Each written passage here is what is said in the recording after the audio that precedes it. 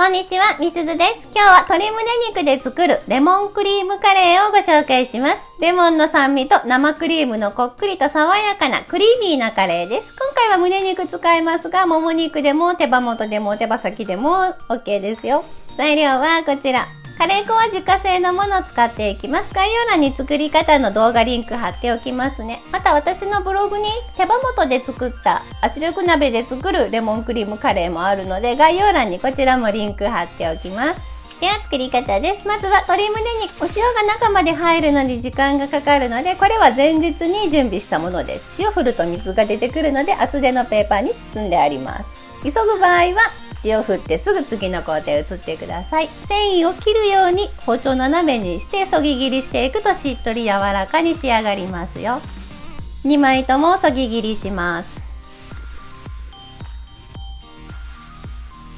こちらにさらに柔らかに仕上げるためにお酒を揉み込んでいきます。ボウルかビニール袋に移してお酒大さじ 1.5 杯ほど加えたらよく揉み込んで、このまま室温に 1,2 時間ほど置いておいてください。さてその間に玉ねぎを炒めていきましょう。玉ねぎは新玉ねぎを 1.5 個使ってます。普通の玉ねぎでも OK です。みじん切りにしましょう。カレーって通常は玉ねぎとトマトと入れていきますけど、今回はトマトなしで玉ねぎだけで煮込んでいきます。にんにくも刻みましょう。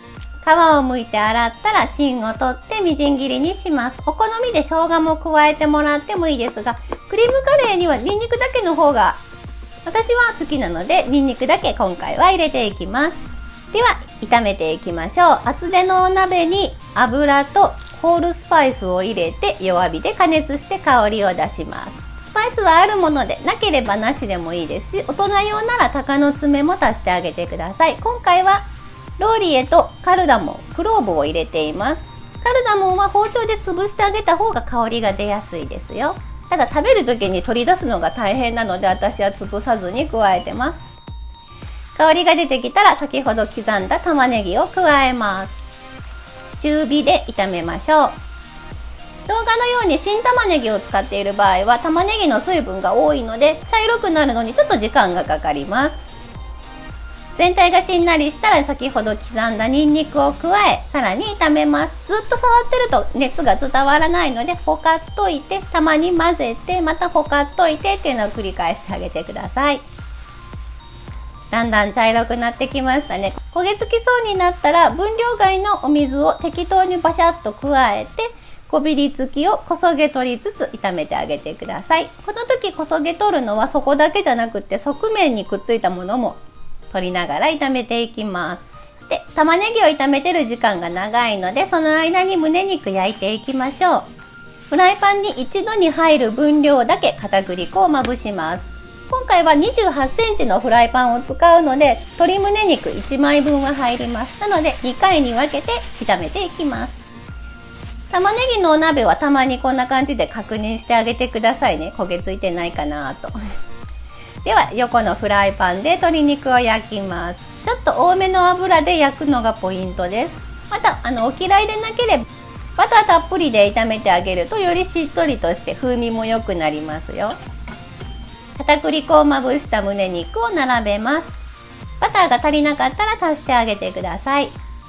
弱めの火でじっくり焼いて色づいたら裏返します。中まで火を通す必要はないので両面の色が変わったら一旦取り出してあげてください。残りも同様に片栗粉を加えて粉をまぶして焼いていきます。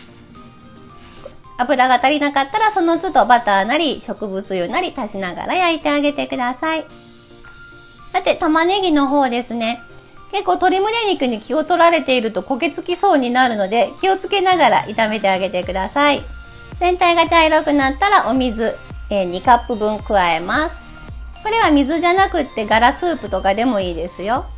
こびりつきを底も側面も取りながら加熱していきます。蓋をしてしっかりと沸騰させましょう。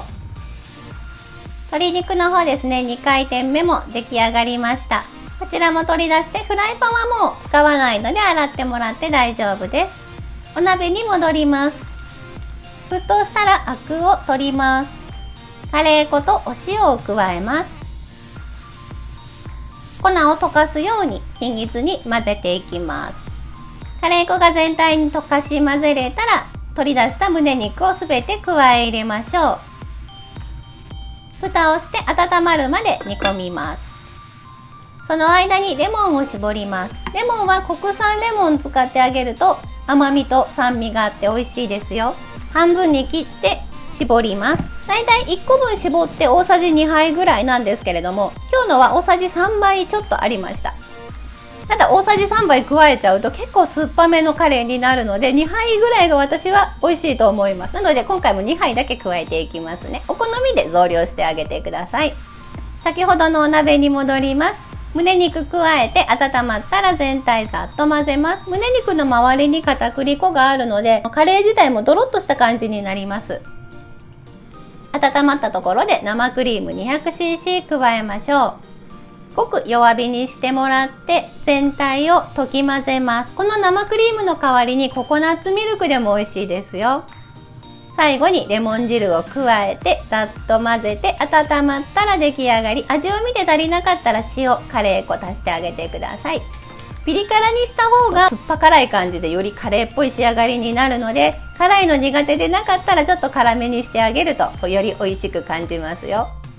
器に盛ります。大人用なら胡椒をガリガリしてもらってパセリのみじん切りを散らします。これねちょっと冷めた写真になってしまって申し訳ないです。熱々で盛るともうちょっとここまでゴテゴテはしてないんですけれども、最後に生クリームを飾りで垂らして出来上がりです。冷えた方がより酸味を感じるので、温かい状態で召し上がっていただいた方が食べやすいですよ。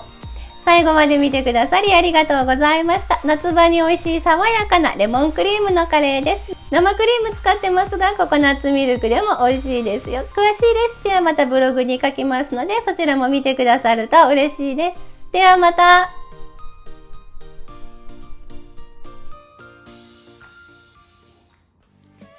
作ってみたいと思ったらぜひチャンネル登録と高評価をお願いします。